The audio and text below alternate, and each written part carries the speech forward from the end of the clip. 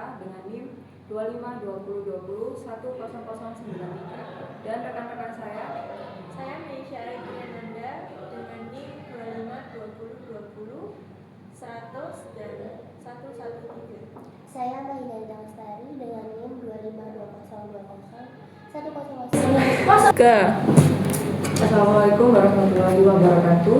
Waalaikumsalam warahmatullahi wabarakatuh. Sidang kebijakan publik hari ini membahas salah satu persoalan penting dalam pembangunan nasional, yaitu ketimpangan pendidikan di Papua sebagai bagian sah dari Negara Kesatuan Republik Indonesia. Papua memiliki hak yang sama dalam memperoleh akses pendidikan yang layak, berkualitas, dan merata seperti wilayah Indonesia lainnya. Pendidikan bukan hanya sekedar layanan publik, tetapi fondasi utama pembangunan sumber daya manusia Indonesia.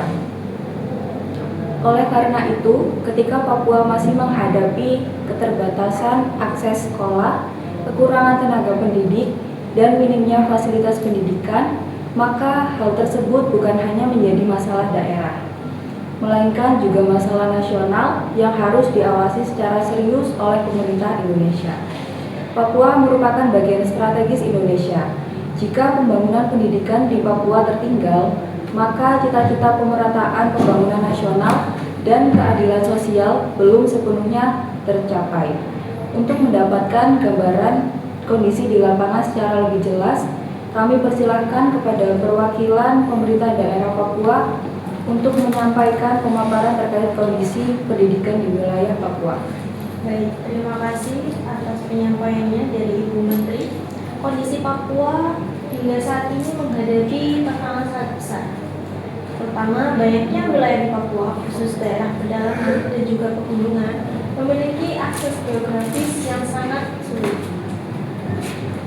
Bila kita lihat, anak-anak yang terus berjalan berjam-jam, bahkan menempuh medan yang berat untuk mencapai sekolah.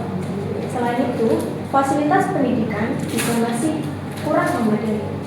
Banyaknya sekolah mengalami kekurangan sekolah kelas, bangunan sekolah yang rusak, dan juga keterbatasan perpustakaan dan laboratorium, hingga kekurangan akses internet dan teknologi pendidikan jadi solusi. Gak apa kan dapat titik juga? Gak boleh? Boleh aja. Selain itu, fasilitas pendidikan yang masih kurang memadai. Pertama, kita lihat dari kekurangan ruang kelas, bangunan sekolah yang rusak, keterbatasan perpustakaan dan laboratorium, minimnya fasilitas sanitasi, dan juga kekurangan akses internet dan teknologi pendidikan. Hingga distribusi guru yang juga belum merata. Sekolah di Papua atau di kota-kota besar seperti Jayapura relatif lebih berkembang, tetapi di wilayah terpencil, pegunungan, kualitasnya juga menjadikan pendidikan sangat tertinggal. Hal ini menyebabkan kesenjangan antar wilayah. Papua sendiri adalah bagian Indonesia, sehingga pembangunan pendidikan di Papua harus menjadi prioritas pengawasan nasional. Pemerintah pusat perlu memastikan bahwa kebijakan seperti dana otonomi khusus, program Indonesia Pintar, dan juga pembangunan sarana pendidikan benar-benar berjalan secara efektif. Baik, terima kasih atas pemaparan yang telah disampaikan oleh perwakilan pemerintah daerah Papua. Selanjutnya, untuk mendapatkan pandangan yang lebih luas, kami persilakan kepada aktivis atau pemerhati pendidikan nasional untuk menyampaikan tanggapan dan analisisnya. Baik, terima kasih untuk Ibu Menteri Pendidikan. Saya ingin menegaskan bahwa ketimpangan pendidikan di Papua adalah cerminan belum meratanya keadilan pendidikan di Indonesia.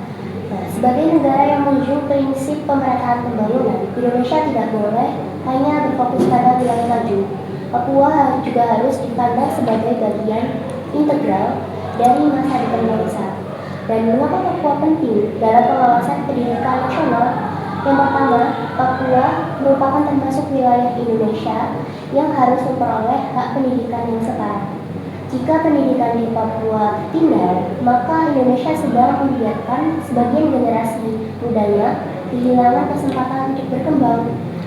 Lalu yang kedua, Rendahnya kualitas pendidikan di Papua berdampak langsung pada kualitas sumber daya manusia nasional. Generasi muda Papua adalah bagian dari penerus bangsa. Ketika mereka tidak mendapatkan pendidikan optimal, maka potensi nasional ikut terhambat. Yang ketiga, ada ketimpangan pendidikan dapat yang terbesar kesenjangan sosial, ekonomi, dan juga politik. Kurangnya pendidikan menyebabkan masyarakat lebih rentan terhadap kemiskinan, pengangguran, dan juga keterisolasian pembangunan.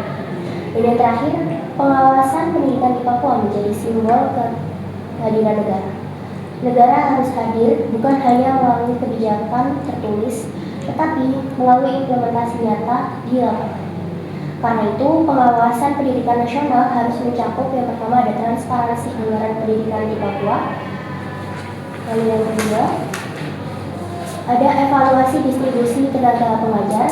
Yang ketiga, pembangunan fasilitas pendidikan berkelanjutan. Dan yang terakhir, penyesuaian kebijakan dengan kondisi geografis dan budaya lokal. Terima kasih. Terima kasih atas pandangan yang telah disampaikan.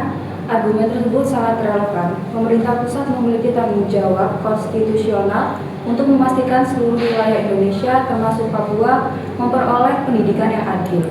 Kami menyadari bahwa pembangunan pendidikan di Papua memerlukan pendekatan khusus karena tantangan geografis, sosial, dan ekonomi berbeda dengan daerah lain. Oleh sebab itu, pengawasan nasional terhadap pendidikan Papua saya perbaiki dengan memperkuat pemerataan pembangunan sekolah, penguatan kualitas guru, digitalisasi pendidikan, program sekolah asrama, serta monitoring dana pendidikan secara ketat dan sinergi pusat dan daerah. Papua bukan wilayah pinggiran pembangunan, melainkan bagian penting dari Indonesia yang harus maju bersama. Baik, Papua sendiri itu sangat membutuhkan kebijakan yang tidak hanya besar secara anggaran saja itu, tetapi juga tepat secara sasaran. Pendidikan yang merata akan membuka peluang kemajuan masyarakat di Papua. Dan jika Indonesia ingin mewujudkan keadilan sosial, maka pendidikan Papua harus menjadi prioritas utama juga. Tidak boleh ada wilayah yang tertinggal dalam memperoleh hak pendidikan yang sama. Sidang ini menegaskan bahwa ketimpangan pendidikan di Papua merupakan persoalan nasional yang harus menjadi perhatian bersama. Papua adalah bagian dari Indonesia, dan setiap anak bangsa berhak mendapatkan pendidikan yang layak dan merata. Pemerintah pusat berkomitmen untuk memastikan bahwa upaya pemerataan pendidikan berjalan secara nyata dan berkelanjutan. Dengan demikian, sidang kebijakan publik pada hari ini saya nyatakan ditutup. Terima kasih. Wassalamualaikum warahmatullahi wabarakatuh.